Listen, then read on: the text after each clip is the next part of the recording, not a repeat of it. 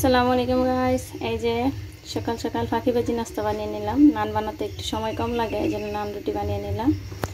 আর এই যে বেঁচে যাওয়া মাংসগুলো দিয়ে আজকে খাওয়া হবে নান।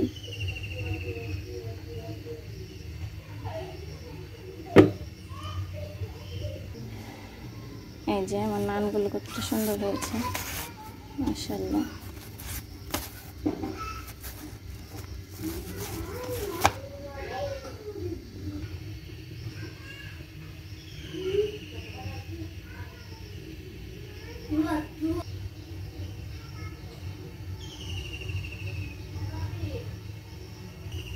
একটু ঘি দিয়ে নেব উপর দিয়ে।